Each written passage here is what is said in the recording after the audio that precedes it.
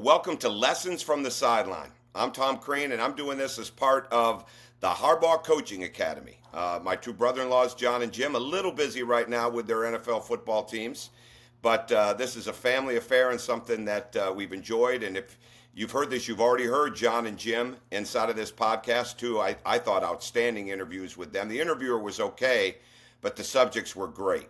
And that's going to be the same case today because we've got someone now that has got such a wide variety of experiences in being a leader, in watching leadership, in studying leadership, outstanding basketball coach for many, many years, outstanding basketball commentator, analyst, however you want to look at it.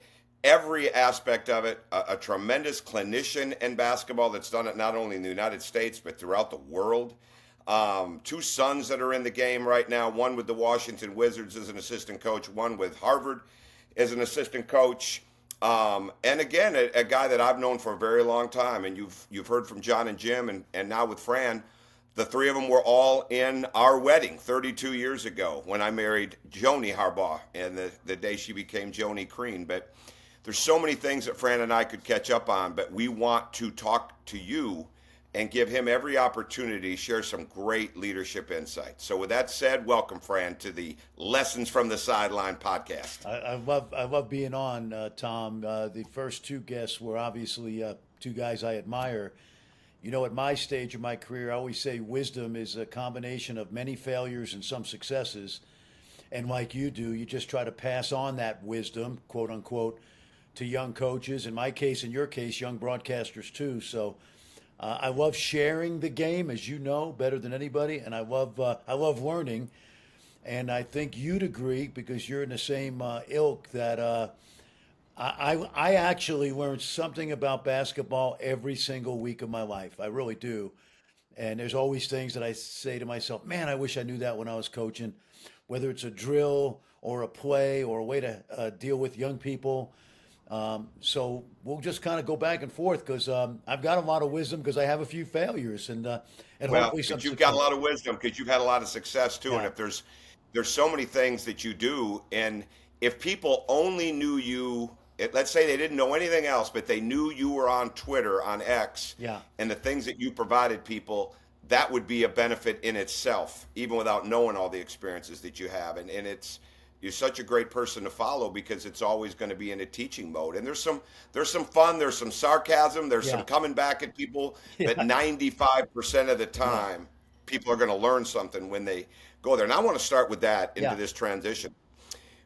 Successful coaching career, certainly as an assistant coach, as a head coach, coached at Manhattan College, coached at St. John's, coached at the University of New Mexico, and then you transitioned into broadcasting. You transitioned into television and actually radio. And as you and I both know, it is way harder for coaches and players than a lot of times what they think, and way harder than I think maybe the general public thinks sometimes for people to make that transition. Well, you've made it to where you've been at the top of your game for a long time, and there's no doubt about that. But I want to hit this first. What were the key things for you to become comfortable doing television and radio that your coaching career helped build for you? Well, it's a great question. First of all, literally from the time I was 14, I wanted to be a college basketball coach growing up in Brooklyn. And the way I look at it, Tom, all these many years later, I've never been away from the game, whether it's the 23 years of coaching and now, believe it or not, 23 years of broadcasting. So obviously the love of the game of basketball has been with me since I was a young child, you know. So that's the first thing. I think from a broadcasting standpoint, when you grow up where I grew up in New York City and you got the pro teams and you got, St. John's, you're always arguing and talking about sports. And I got good at that. I got good at, having an opinion, I guess. And then I think another thing that really helped me was my first head coaching job, as you know, was at Manhattan College. And had I been at Bowling Green winning the way I did at Manhattan, I'm not sure my career would have taken off, with the ability to go to a place like St. John's. But when you're in New York City, even at Manhattan, you're around the media. God forbid John Wooden passes away, CBS sends a camera crew up to Manhattan College to get a, like a soundbite from me. So I was lucky as a young head coach to always be around the media in the media market mecca of the world, I guess.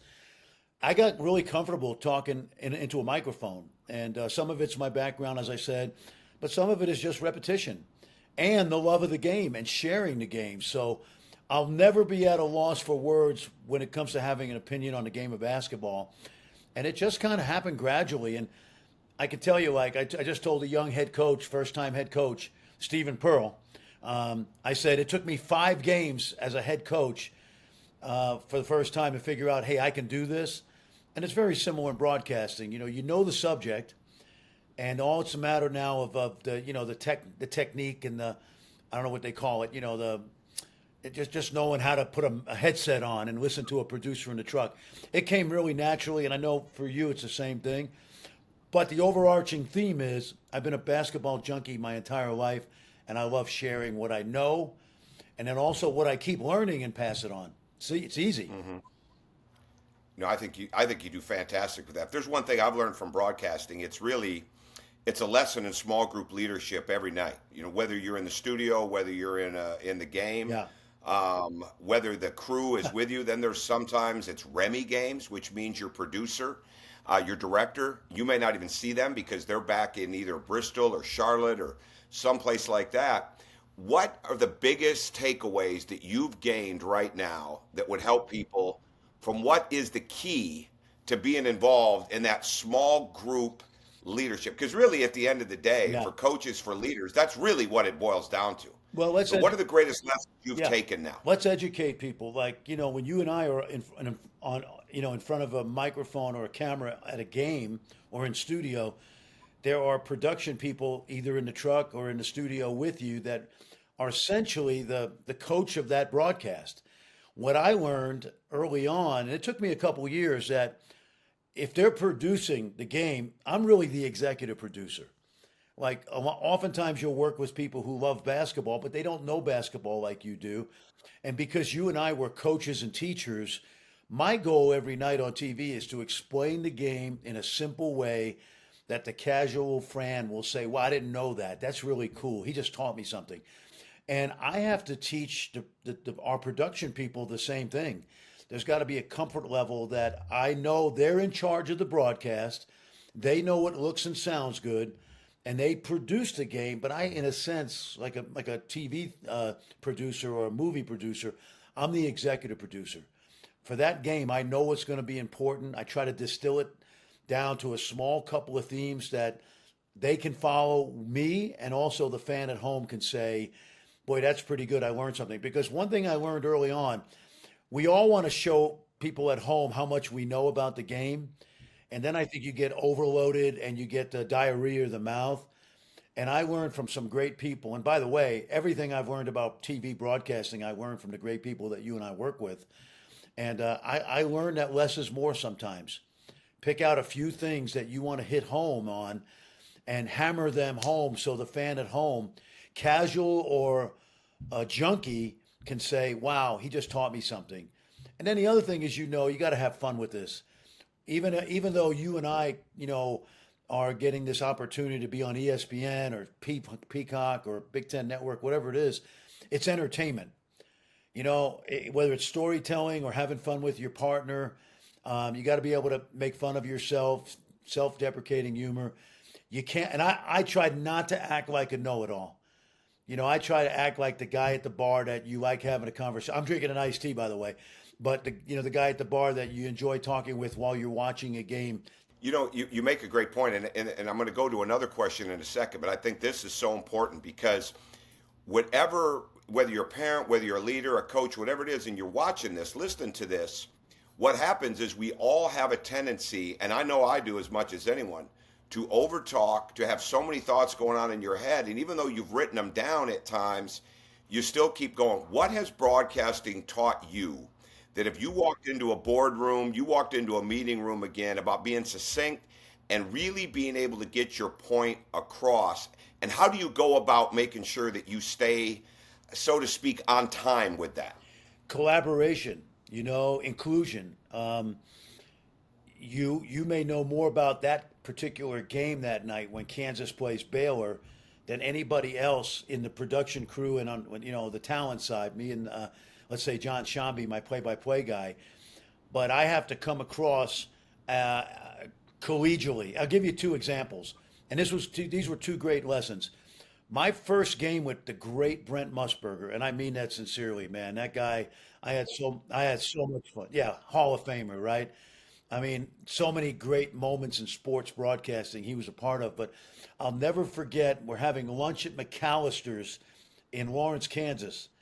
And that's one of the things I enjoy, Tom, talking about collaboration is that day of the game, you're with your crew, you're talking about the game, you're sharing ideas. And so I remember like being at lunch and my producer said, Fran, what do you think about tonight? How do you think this game's going to go? And I told him, I gave him my 30-second spiel, and Brent disagreed. And he said, but here's how he did it. I'm going to have to disagree with the old coach right here. I think tonight's story is going to be the big guys inside. He was basically saying to me, you know a lot, but here's what I think will be good television. And you know what I mean? And I loved it. I loved it because that guy done 10,000 broadcasts. And so that's an example of collaboration. Here's another great story that you'll like. I'm working with Mike Breen, the great Hall of Fame, NBA announcer, New York Knicks. Now, I've been friends with Mike a long time. During the NBA strike in 2011, they put him on a few college games to keep him busy. So we're doing Georgetown at Alabama. And the funny thing was, out the back of the window of the Hampton Inn was a junkyard in Tuscaloosa. Now, this guy's used to Ritz-Carlton, L.A., and the Four Seasons Galleria. Obviously, not a hotel that Nick Saban Yeah. put his recruits in, or the basketball No, he team. wasn't. We were at the Hampton Inn, and literally, his window was the backyard of a junkyard. Okay, so we're doing the game, and it comes down to the final seconds, and Georgetown kid hits a shot at the buzzer. Mike screams, I scream.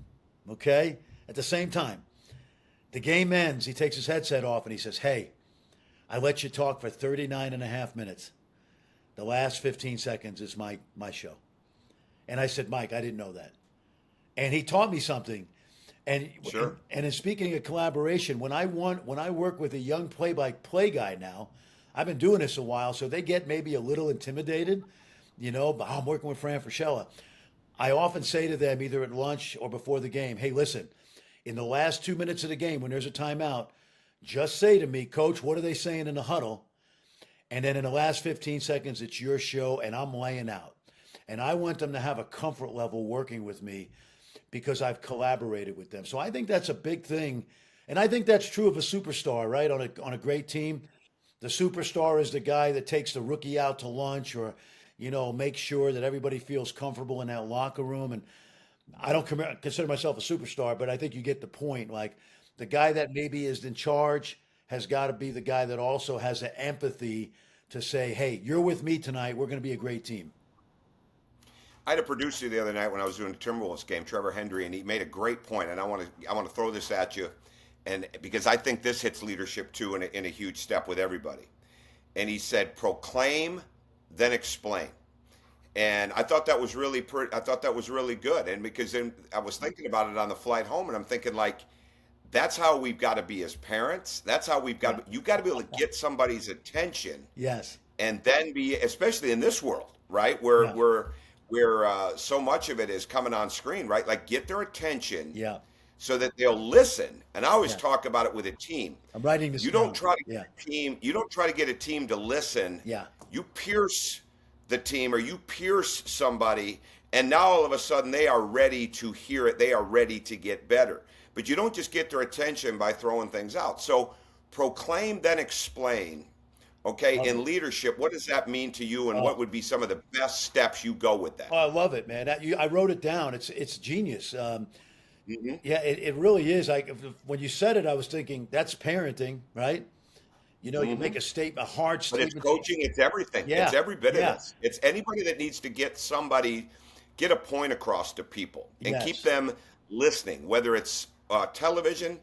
The average teenager, what is the concentration span? 8 seconds, right? Like, how do you That's exactly what he's saying. Yeah, I love it. I would say this, like when I coached and I saw you coach, there were days that I knew I was going to be theatrical in Hmm. practice, or mainly in practice. That was our teaching laboratory, and so I would do something or say something to get everybody's attention, and then say, "This is why we're doing this."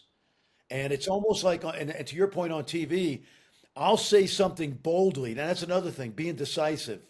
Whether you're coaching, whether you're a parent, whether you're a broadcaster, I always try to, and I learned this from people, be decisive about what you believe and then explain why you believe that. And so on a given night, I might say, there's no way Iowa State can win this game tonight unless they out rebound Kansas.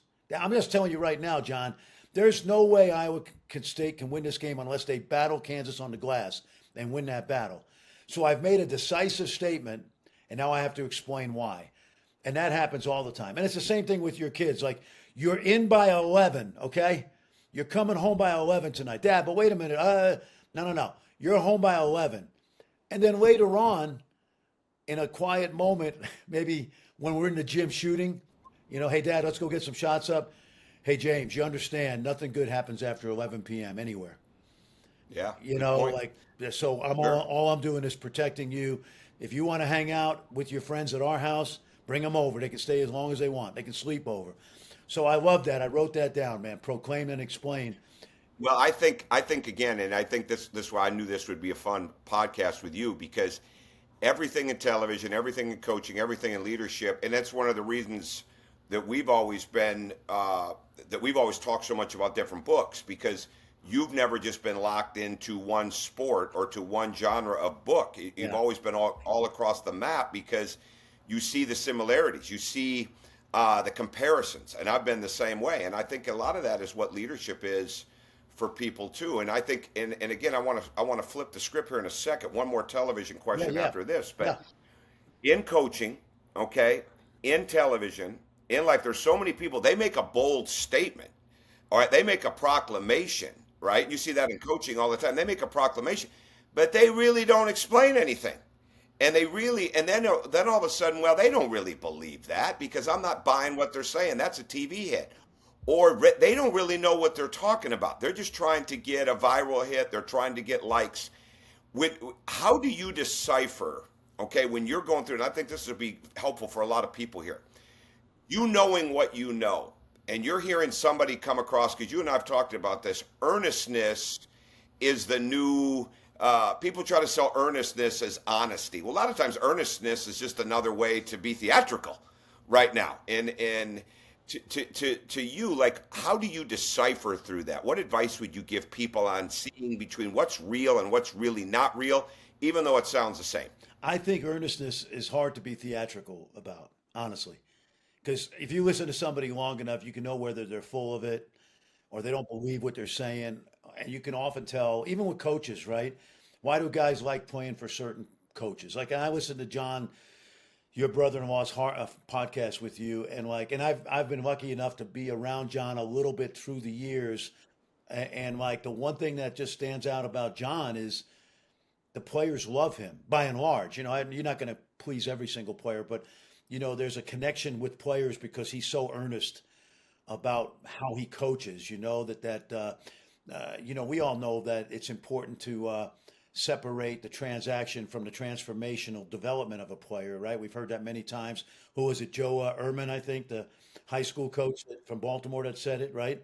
Don't be a transactional coach, be a transformational coach. And I think earnestness is, I would hope it's part of my DNA because I truly like people.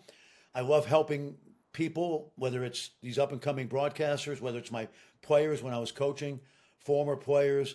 I don't think you can fake earnestness to a large degree. But let me piggyback on that. Because one of the places you were going was when I explain something on TV, it always has to be about the why. And that's the Yeah, essence of good. coaching, right? That's the essence of coaching. Sure. And I don't The care if why and the how. The why and the how. You're yeah, the why exactly right. exactly. The why first and how we going to do it. Yeah. And I don't care if I'm running a major insurance company in Des Moines with 4,000 employees, right? I've got to explain the why we're good at what we do and why we're what we how are we good at what we do. Same thing in coaching, and I feel the same way about broadcasting. So when I hear that's a great pass, and I'm listening, they better come back with, and here's why. When we show the replay, he was looking off his target with his eyes, and then delivers a perfect pass, and he had the defense fooled. Everybody was Exactly. moving right, and he threw it left because his eyes deceived the defense. So, it gets back to the why. And I think you and I, because we've been around coaching since we were very, very young, and we've been around, by the way, you and I both have been around great mentors. Oh, absolutely. And Yeah. so, And every experience prepared you for the next one. And yes, that's what I worry so much about with young coaches now. But every experience you had, every experience I had, yeah, they those were the building blocks to you being able to go and do another job, working for somebody or working in a different yes. environment like it is now on television. Whatever it is. I mean, you're exactly right. Here's another thing that I learned a lot about from television. I'd love your opinion on this because I think this is the essence of team building. And we talked about small group leadership. Well, the producer, the director, the associate producer, the cameraman, the one that's up in the third level, uh, all the different people. What I've found in the different groups that I've been with is they want to be the best at what they do. Now they may not be the full-time employee. They may be an independent employee and they're moving around. It may be geographical. But I very rarely, I can't even name it, where I've run into somebody where I say, man, they don't want to be on top of their job. And I think for coaches, for leaders, what it says to me is nobody goes into an environment, okay, at the highest level. And whatever level we're at, that's the highest level, right? That's our level, right? Nobody goes into that environment and says, I don't want to help the team succeed. That's any good. And again, to me, it shows every role on a team is absolutely important. You feel the same way when you see all this? Well, yeah. You know what? As you're talking, because you and I love football so much, when I do the Big 12 Big Mondays, I usually have the same group of cameramen, and the best analogy, those cameramen are offensive linemen, man. A lot of these guys not only do games I mean, these guys work the NFL, college football. I mean, you got guys that I work with on a given Monday night in Ames, Iowa, that just came from Kansas City and did a playoff game, and it's like four below, and they're outside. Okay, that's the guy in the end zone, or the sideline guy. And so those cameramen that I get to know, I treat them like they're my offensive linemen. And oftentimes when we get to the arena, they're having their little camera meeting with the director. And as you know, and we'll explain this, the director is in the truck, and he's the one that's camera two, get self, camera three, get the crowd, And so those cameramen they're like the offensive linemen. They get very little attention and publicity, yet we can't have a great TV show without them. So I get to know their names during the season. I know where they live. I know where they've been. Hey, how was that Cardinals 49ers game yesterday? And it gets back to that inclusion and collaboration deal. And you know this because you and I are preaching to the choir, but for people listening, there's nothing worse that someone big times you. There's nothing worse than a guy who's a talent. He's the analyst. Like I've often said this, Tom. I've said this to you. ESPN will never fire me for being an a-hole, and they'll never fire me for being unprepared. And it's so easy to be kind to people. It's what I've learned through my life. Like kill people with kindness. Shambi's great. He goes, yeah, yeah, yeah. You kill people with kindness, but you got a little New York fu in you too. That's how he says it. But no, I just think that we're a team. We have to try. And if they're the lineman, I'm the star quarterback. Okay, I get it. That night, I'm the star quarterback, and the coach is in the truck, the producer. But nobody wants to work for and with a guy that thinks he's better than everybody, and that eventually will bite you in the behind. I agree with you. When a long time ago when I was coaching at Marquette and Megan was younger, we went to California. And so we did different things and we were able to work out a few things to go to some studios. Well, we actually got a chance to see Hannah Montana being filmed one day. So Billy Ray Cyrus, Miley Cyrus, the whole crew, right? And we loved it. We were in there all day long, Yeah. right? Met the people. But one thing stood out to me, and I want to get your opinion on this. the director in one of the scenes, and the other man that was in there was in Anchorman. I can't remember his name off the top of my head, but he was the sports director in Anchorman, and he was in the scenes that day. And they probably redid one scene 13, 14 times in an afternoon. And even though maybe the actors and actresses didn't really want to do it, the director stayed with it because he wanted it to be exactly right. Right. Wow. When I ask you between a yeah, exactly. And this was a guy that had been at it for a long time. And when I ask you if you had to pick one thing, okay, because that stood out to me so much, Yeah. that makes a head coach great, that is the same thing that makes a director or a producer great, that people could take in whatever line of business. If there was one thing that they've got to have, because to me, that's what it was for me. Yeah. You know, like it's got to be right because they know exactly what it's supposed to Yes. look like, and you Yes. got to trust the vision. Oh. What's it for you? Oh, What's an I mean, example? as you're asking the question, it's already ruminating in my head, and I can already tell you, it's creating a standard of excellence and holding everybody to it. Okay, and I'll give you an example. Like, and you and I have talked about this in the past. Like the first 25 minutes of every single practice I had as a head coach was fundamental offensive drills, catching, passing, dribbling, shooting, whatever.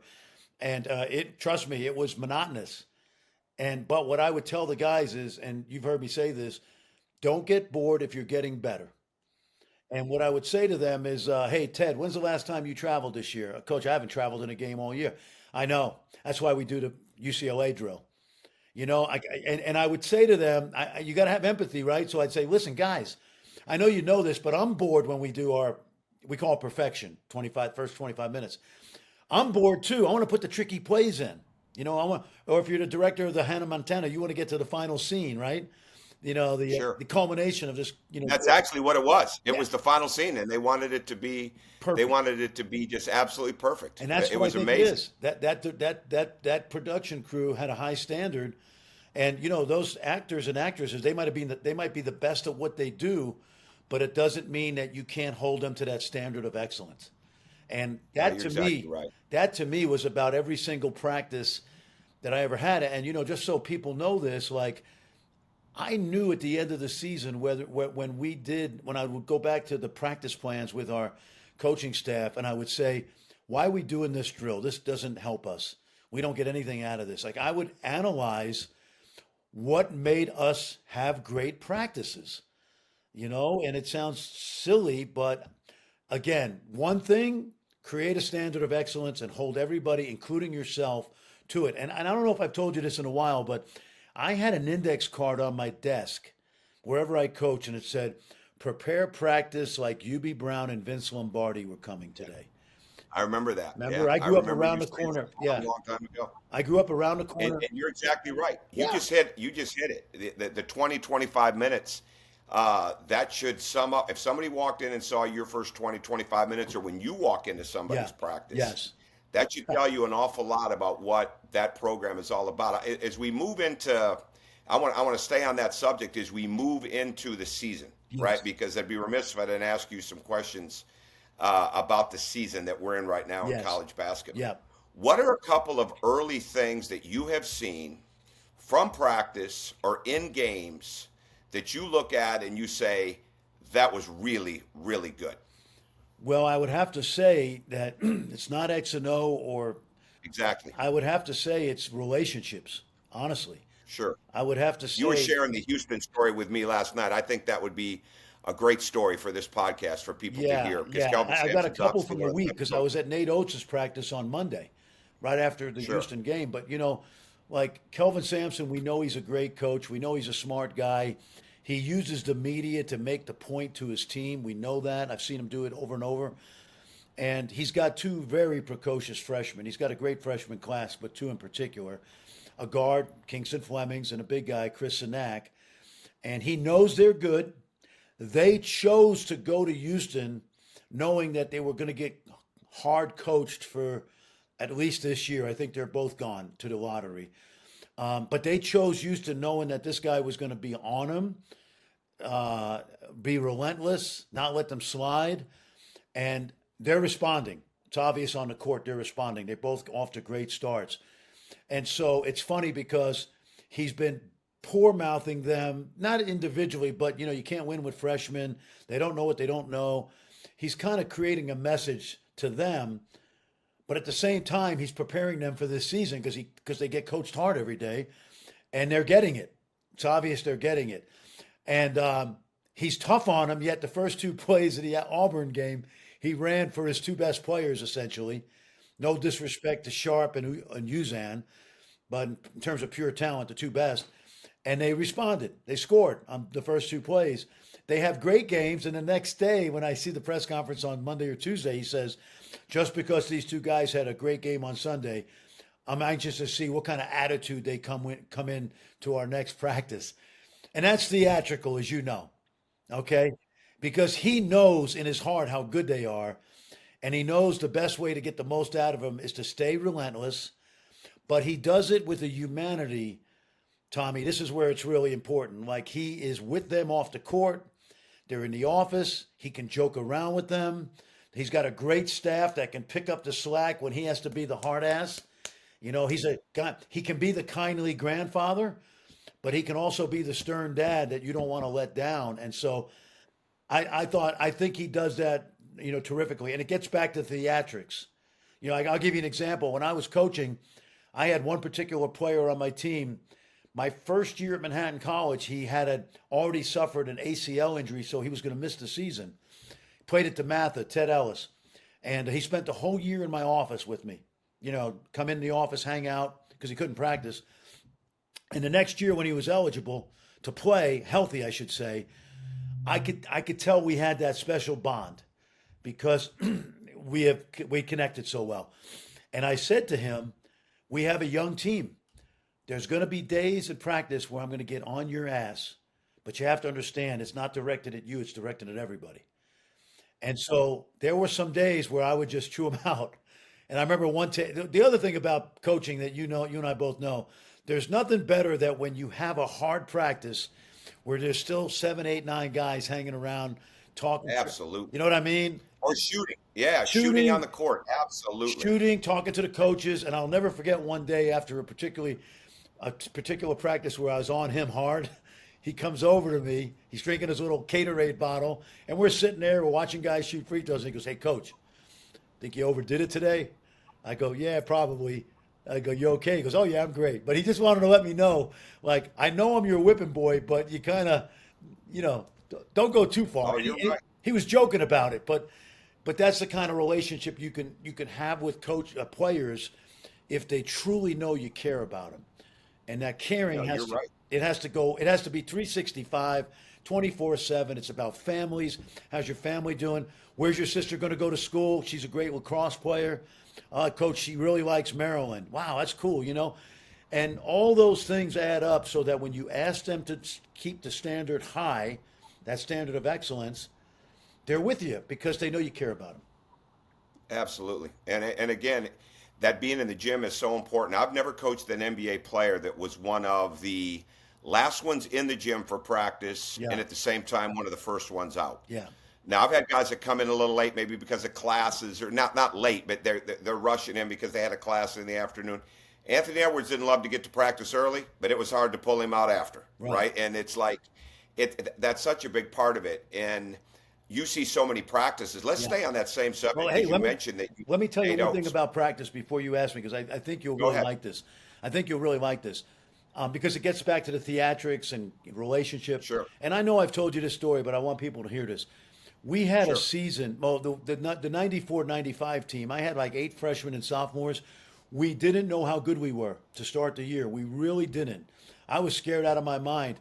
And then we were up 48-13 on Fordham at home, our arch rival, and we weren't running it up. We wound up winning by the same amount, But I knew we had a good team, okay?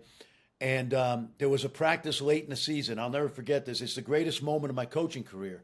It beats wins and everything. Because I like you, was very demanding. And I know you know how I was about practice.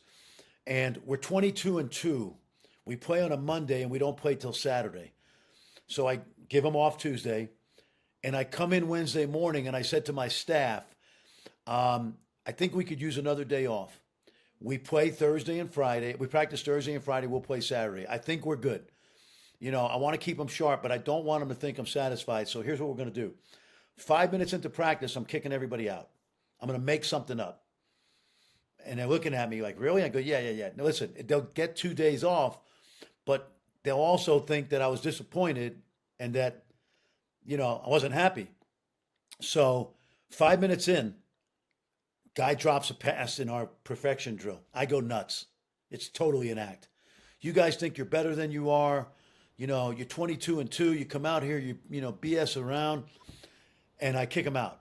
I go up to my office. You remember Dratty Gym? My office is up on that second floor. Yeah, absolutely. And my coaches come up and they tell me, coach, that was good. You really, that was a great acting job. That's an Academy Award right there. 5 minutes later, the managers came up. One of the managers came up and said, Coach, they're still practicing. I said, what are you talking about? I said, no, they didn't leave. They're practicing. They took the practice plan and they're practicing. And my assistant coaches said to me, should we go down there? I said, no, it's not our team anymore. It's their team. That's really good. They thought they were letting me down and letting each other down, and they refused to leave. And that is the greatest moment of my coaching career because I had got them to believe that the reason we were so good is because we were a great practice team. And everybody says, oh, we practice harder than anybody in the country. Tom, on Saturday mornings in that little gym at Manhattan, we had 7, 8, 9, 10 of the best high school coaches in New York and Jersey at those practices because my guys were like trained SEALs. When they knew coaches were there to watch a Manhattan practice, they kind of knew what the coaches wanted to see. They wanted to see high-level intensity, attention to detail, the little things. And so when I kicked them out that day and they refused to leave, I said, we got them. And then, of course, we ended the season with a win over Oklahoma. We got screwed exactly in the tournament, the NCAA tournament. Absolutely, we got screwed against Arizona State because you'll love this. I had 5 losses that year.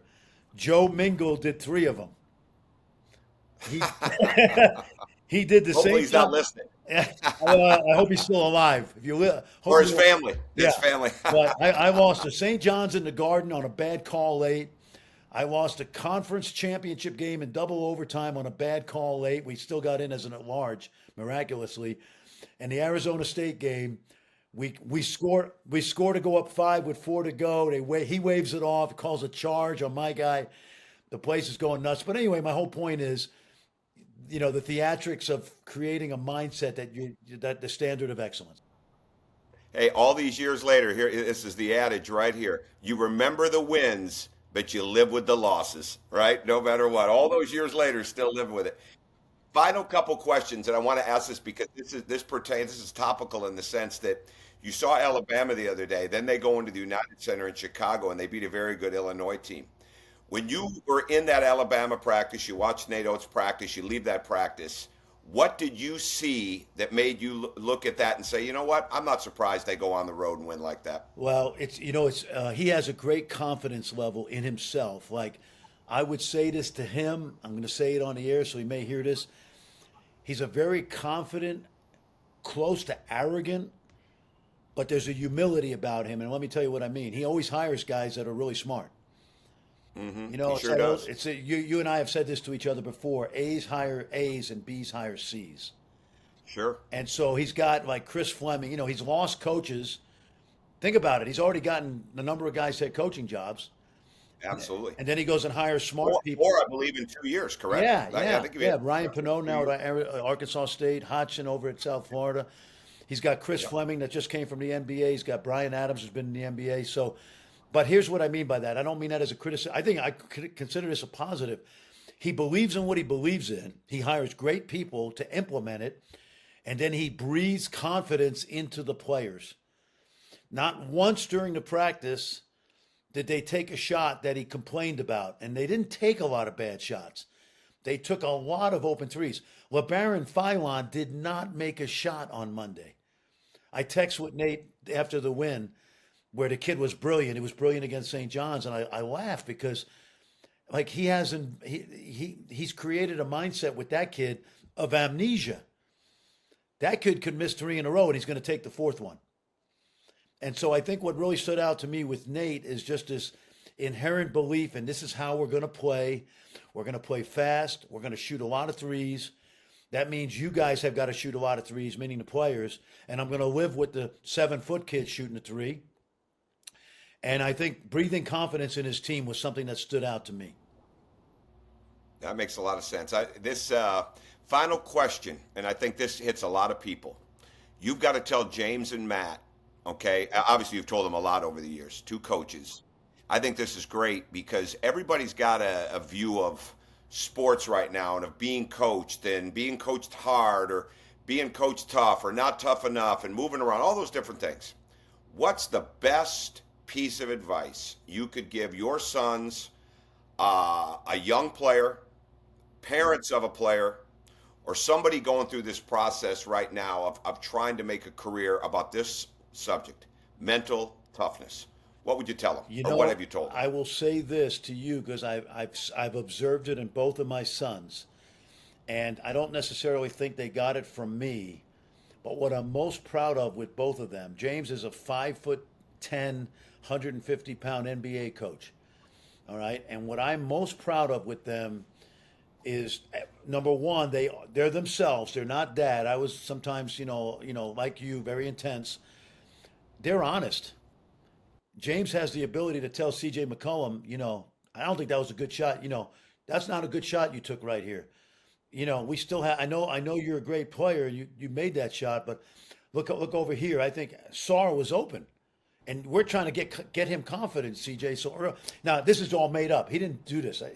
This is just me talking. I understand. You know what I'm saying? I don't want to. But you're talking about honesty in people. Honesty. Being honest with themselves and then being honest with other people. Being honest, I think that's so key. And I think sometimes parents have got to have I think self-awareness is a word I've been using a lot lately. Like, you got to have a self-awareness of knowing who you are and knowing that you don't know it all or that you're different and explaining something than the next guy. But what I love about the two coaches in my family, they can be brutally honest with players or their head coach and still have and cultivate a great relationship with them.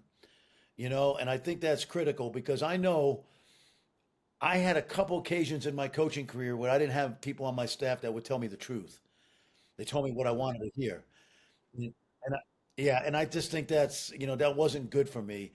And I would do that over again. Trust me. I would absolutely try to hire people smarter than me. But anyway, I think honesty is a big part of relationships, coaching, business. And I'll tell you this. This is kind of funny as we wind this down. I got fired 5 times at Ohio University. But Danny Nee hired me 6 times. And I was fired. All within 24 hours, I'm sure. Yeah. And the worst thing he Or could ever say to 22 me, here's the worst thing he could ever say to me. Don't come into the office tomorrow. Some guys would have gone out and played nowadays pickleball all day, right? Yeah, oh yeah. It killed me Yeah. when he said, don't come into the office tomorrow. You need to think about this. Like, I got a technical foul once. We're playing Ball State. We're up 27, okay? In the second half, I get a technical foul. I'm this young schmuck assistant coach. And in the locker room, he said to me, you're making me miserable, okay? I can't even enjoy a 27-point win. So he fired me. He didn't really fire me. He said, don't come in tomorrow. At 11:45, he said, get your ass in here. We're going to lunch. And then so he proceeded to mentor me. But he was honest. And he was always deliberately honest with me. And I never had to hesitate to know where he was coming from because of that. So I think honesty is something that I see that's missing sometimes because we all want to be liked and we all want the players to like us. And we've heard a million times, like, you'd rather have them respect you than like you. But I think they'll like you if they respect you and you build that relationship with them. I think they go hand in hand. I don't think they're mutually exclusive. Well, that puts a bow on a great interview. I know that. Like, this is, people are going to enjoy this. We'll do it again, when Jim or John are available after their season and things like that and talk more about college basketball. You and I could do one every week talking about college basketball, the draft. But Yeah. what I wanted people to see the experiences and the knowledge and just the way you see things through so many different lenses. But you see, and even though you wear a lot of different hats and have worn a lot of different hats, what you just summed it up with, honesty. And I think that is, obviously, that is a trait that people can take, and they may not be liked as much, but they won't be wrong. And No. I think that's the bottom line. Well, Fran, I really enjoy this. On behalf of the Harbaughs, on behalf of Lessons from the Sideline here, this was outstanding. And join us again next week for another episode. But thank you to Fran Fraschilla, who you can see his work on X. You can see his work on ESPN, occasionally ESPN2. And if there's a basketball topic that's important, he's gonna understand it, have a comment on it, and you'll be a lot better after you read it or heard it. Thank you, Fran. My pleasure, Tom.